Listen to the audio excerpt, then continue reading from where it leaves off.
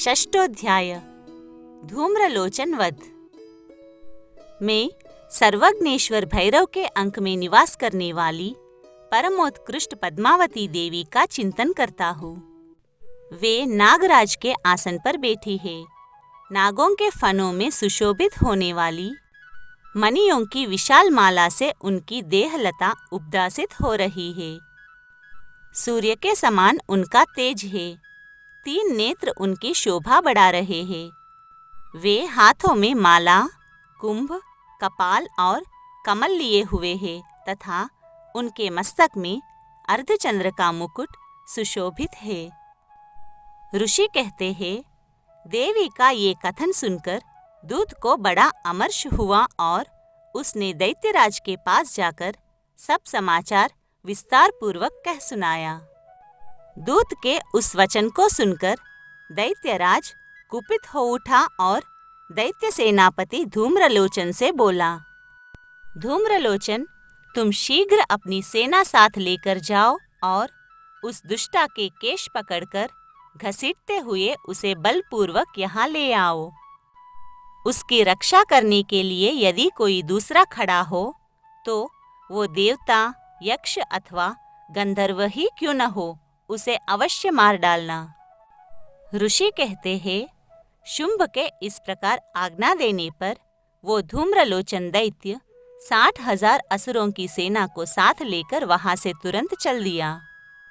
वहां पहुंचकर उसने हिमालय पर रहने वाली देवी को देखा और ललकार कर कहा, अरे, तू शुंभ निशुंभ के पास चल।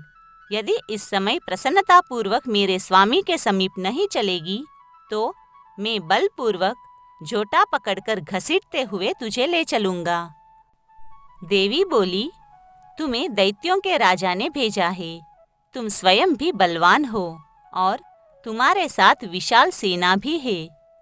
ऐसी दशा में यदि मुझे बलपूर्वक ले चलोगे तो मैं तुम्हारा क्या कर सकती हूँ। ऋषि कहते हैं, देवी के यो कहने पर असुर धूम्रलोचन उनकी ओर दौड़ा। तब अंबिका ने हुम शब्द के उच्चारण मात्र से उसे भस्म कर दिया। फिर तो क्रोध में भरी हुई दैत्यों की विशाल सेना और अंबिका ने एक दूसरे पर तीखे सायकों, शक्तियों तथा फरसों की वर्षा आरंभ की। इतने में ही देवी का वाहन सिंह क्रोध में भरकर भयंकर गर्जना करके गर्दन के बालों को हिलाता हुआ असुरों की सेना में कूद पड़ा। उसने कुछ दैत्यों को पंजों की मार से, कितनों को अपने जबड़ों से और कितने ही महादैत्यों को पटक कर ओठ की दाढ़ों से घायल करके मार डाला। उस सिंह ने अपने नखों से कितनों के पेट फाड़ डाले और थप्पड़ मारकर कितनों के सिर धड़ से अलग कर दिए। कितनों की भुजाएं और मस्तक काट डाले तथा अपनी गर्दन के बाल हिलाते हुए उसने दूसरे दैत्यों के पेट फाड़कर उनका रक्त चूस लिया।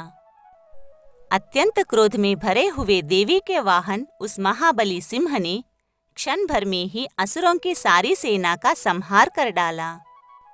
शुंभ ने जब सुना कि देवी ने धूम्रलोचन असुर को मार डाला तथा उसके सिंह ने सारी सेना का सफाया कर डाला, तब उस दैत्यराज को बड़ा क्रोध हुआ।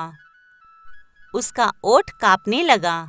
उसने चंड और मुंड नामक 2 महादैत्यों को आज्ञा दी, हे चंड और हे मुंड, तुम लोग बहुत बड़ी सेना लेकर वहां जाओ। उस देवी के झोटे पकड़कर अथवा उसे बांधकर शीघ्र यहाँ ले आओ। यदि इस प्रकार उसको लाने में संदेह हो तो युद्ध में सब प्रकार के अस्त्र शस्त्रों तथा समस्त आसुरी सेना का प्रयोग करके उसकी हत्या कर डालना। उस दुष्टा की हत्या होने तथा सिंह के भी मारे जाने पर उस अंबिका को बांधकर साथ लेकर शीघ्र ही लौट आना। इस प्रकार श्री मार्कंडेय पुराण में सावर्णिक मनवंतर की कथा के अंतर्गत देवी महात्म्य में धूम्रलोचन वध नामक 6ठा अध्याय पूरा हुआ।